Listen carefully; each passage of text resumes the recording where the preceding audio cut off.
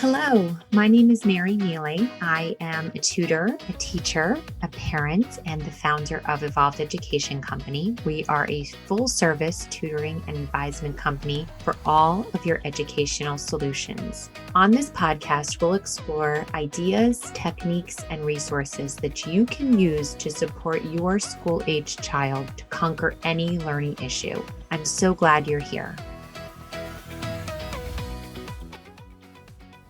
It's parent-teacher conference time, and we are going to talk today about preparing for your child's parent-teacher conference. I'm taping this right now as a podcast. I'm also taping it as a webinar that we'll be putting on live on Thursday, October 28th. If you're able to attend, this will be geared towards nursery and elementary school students. Although this particular podcast and webinar could really apply for children of all ages. I'm going to walk you through 5 steps that you can take to prepare for your child's parent-teacher conference. If you're interested in doing a deeper dive or want to really work through these steps under my guidance, then come to the October 28th event, or you can purchase the course as a downloadable course anytime on our website as well. So there's lots of options to take part in this content. The agenda that we're going to go through, as I mentioned, is 5 steps to prepare for your parent-teacher conference. The first step is to gather some context, which means I want you to understand some basics about your child's experience in school. The next step is going to be interviewing your child. I'm going to give you some advice on this. The third step is going to be reading up on some developmental checklists and milestones or your school's curriculum. And the purpose of doing this will be to identify the expectations that are set upon your child. The fourth step is to synthesize this information and then create your plan for what you may want to discuss at the parent conference. The fifth step is to have your meeting, and then I'm going to walk you through some steps to reflect upon that meeting and really action out some next steps in your parenting journey. So a little bit about myself for those of you who are just joining us today. I am an experienced educator in New York City and New York State, and I have worked as a teacher who has delivered conferences to parents, and I'm also the parent of 3 children, so I also have the experience of being the parent who is preparing for these kinds of conferences. I'm going to take you through these 5 steps because I believe that they are the way that you are going to be most informed and also most participatory in the parent conference process.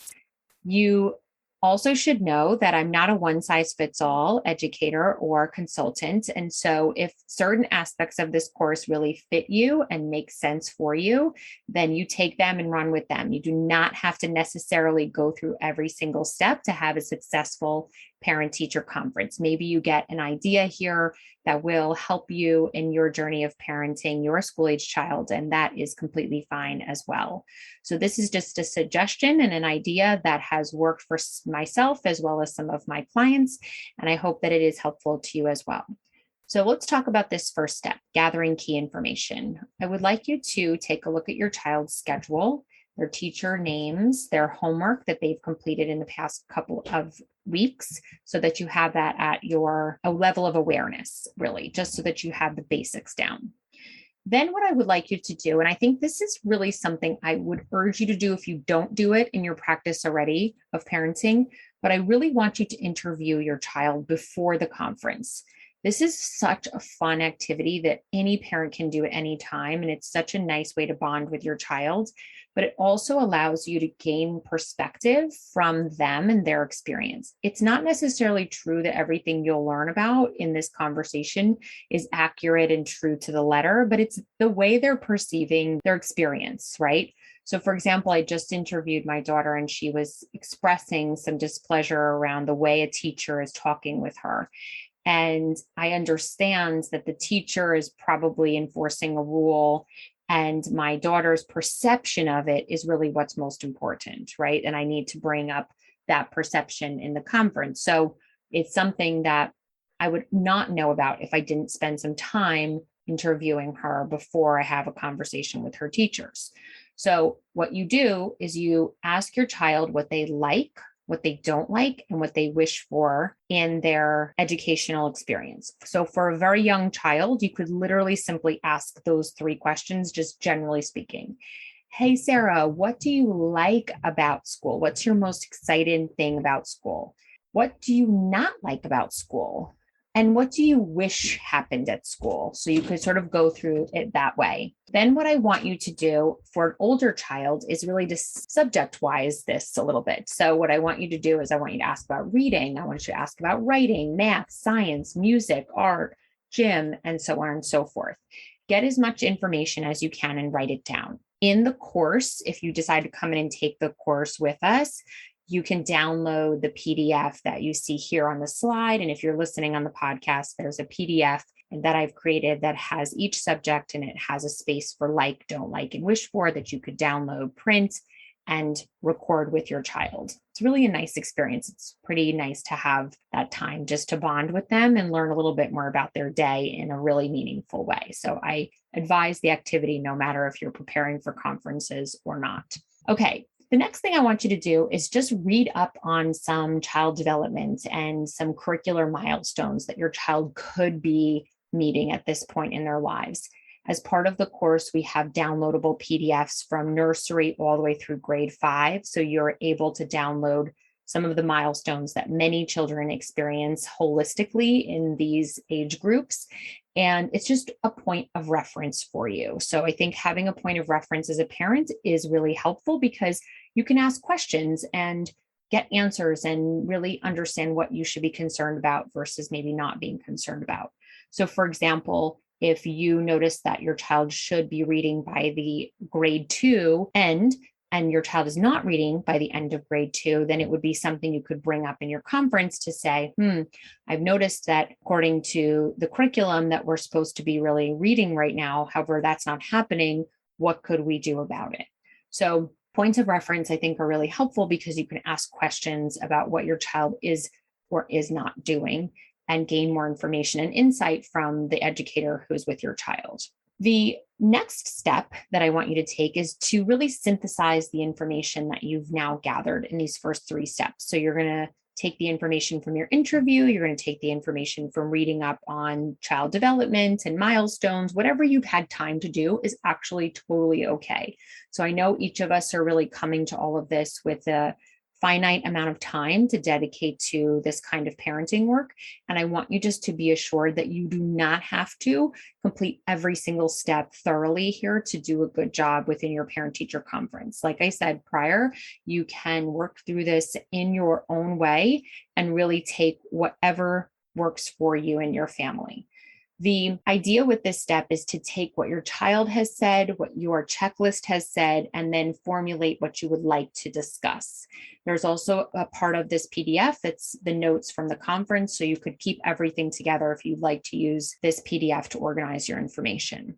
And again, the PDF is available with your course purchase on our website. And for those of you who've already purchased it and are now watching this video, you'll have the chance to download these PDFs and use them as you would like to. So the very 5th step happens right after your conference, which is just to now reflect and review what you learned and what is your next step. So I've just, again, created a PDF that will help you to say, okay, is my child meeting expectations? If not, where not? Do I have any concerns academically or with regard to learning? Do I have any concerns socially or emotionally? Do I have any concerns physically?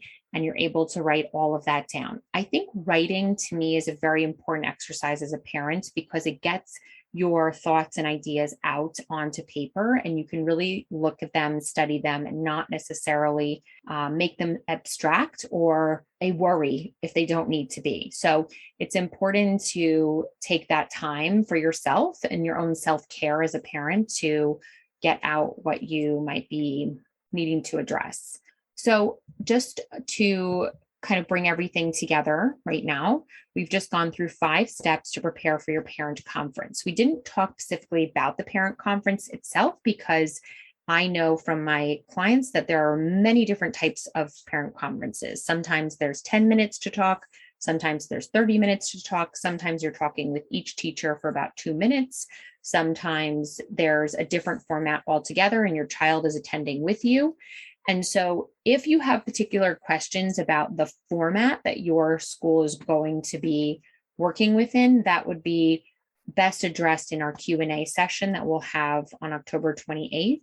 But also you can always email me or write into our main line to ask these kinds of questions if you're not sure how to frame something or if you're concerned about something. But we'll be doing a deeper dive into this content during that Q&A session, because I know many people have a lot of questions about just how to handle, for example, something where you only have 2 minutes to talk with your teacher. What do you do about that? Or what do you do if your child's going to be attending your conference with you, but you have some concerns that you'd like to address privately with the teacher? How do you handle something like that?